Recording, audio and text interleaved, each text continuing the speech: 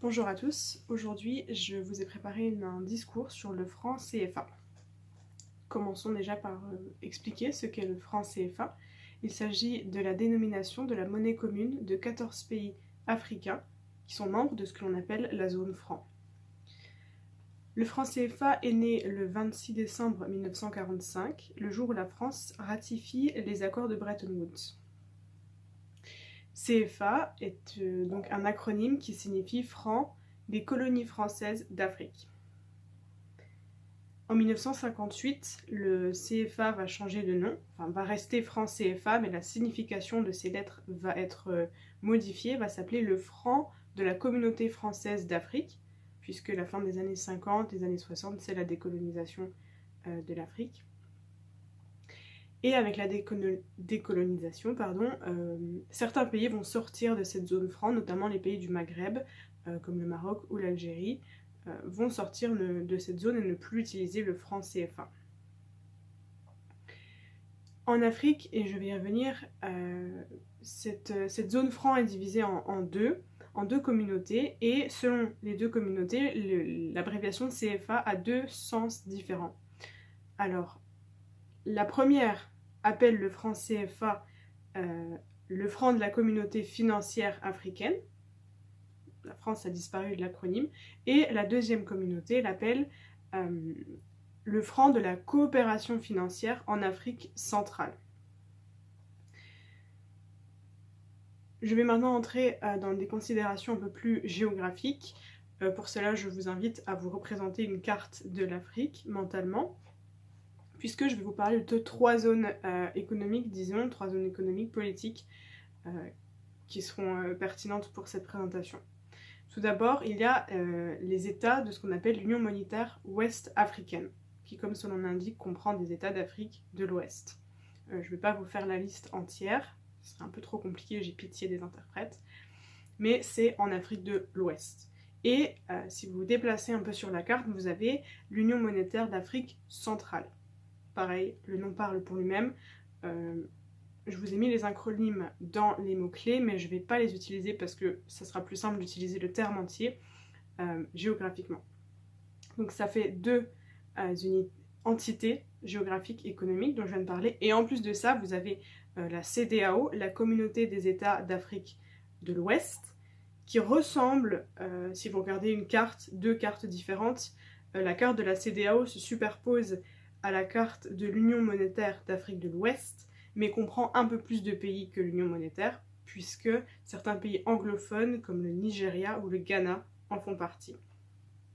Voilà, j'espère vous avoir embrouillé un petit peu avec ces listes de pays.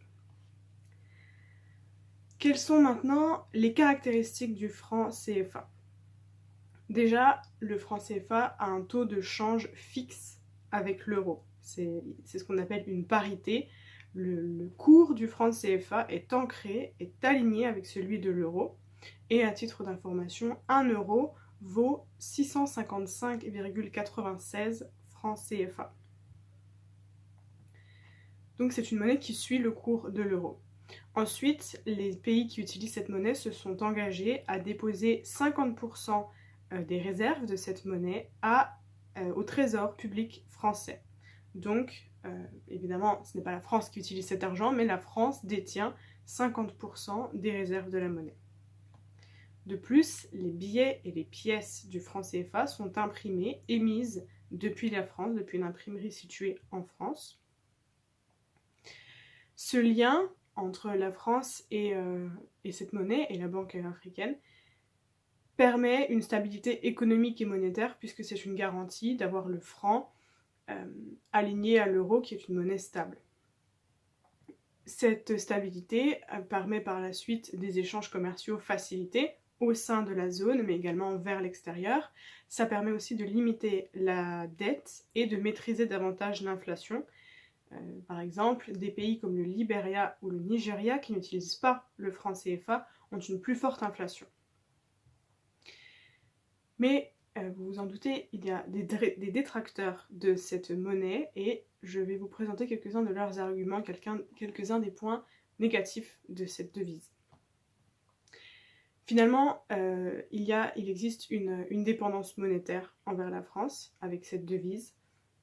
C'est la source de beaucoup de critiques puisque, par exemple, les pays n'ont pas assez de liquidités puisque 50% se trouvent en France et cette monnaie n'est pas immédiatement disponible alors qu'elle pourrait servir pour investir.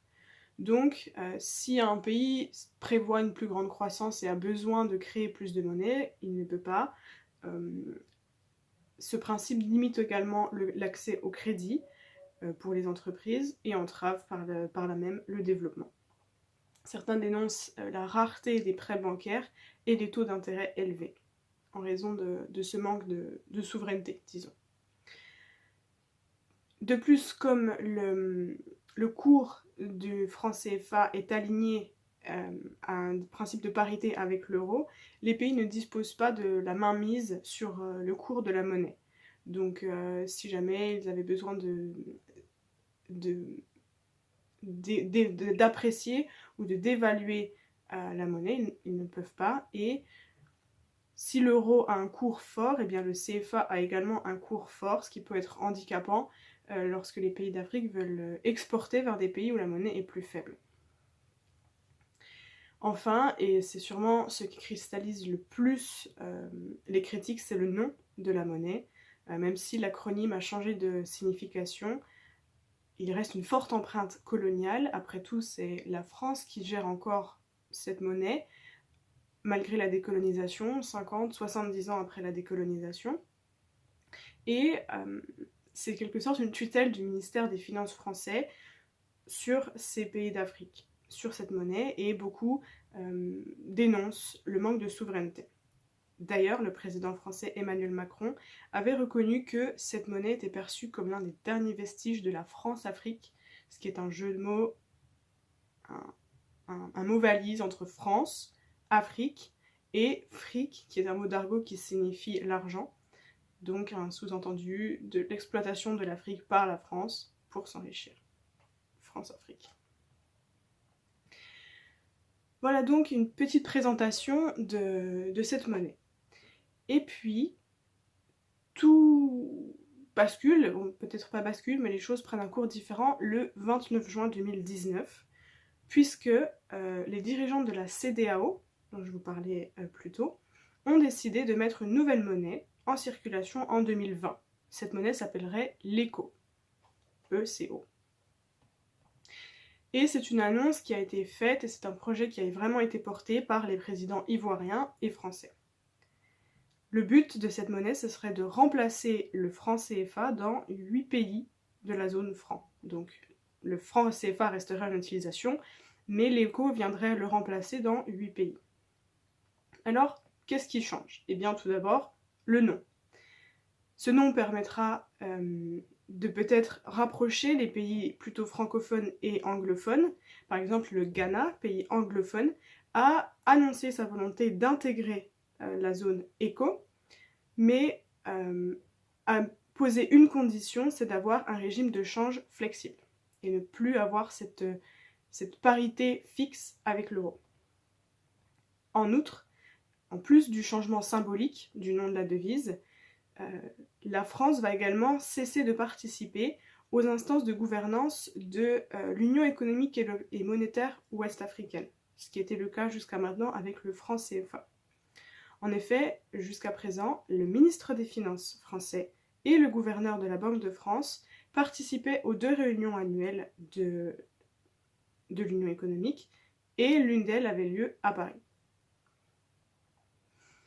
Ensuite, avec cette nouvelle monnaie, avec ce CFAXIT, si on pourrait dire, la Banque centrale des États d'Afrique de l'Ouest, donc ce changement, je reviens rapidement aux délimitations géographiques dont je parlais au début, cette nouvelle monnaie, ce changement interviendrait surtout dans la zone d'Afrique de l'Ouest.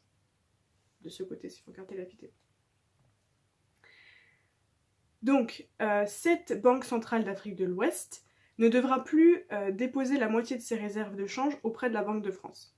Terminé, c'était une obligation qui était vue comme une dépendance humiliante vis-à-vis de la France par les détracteurs.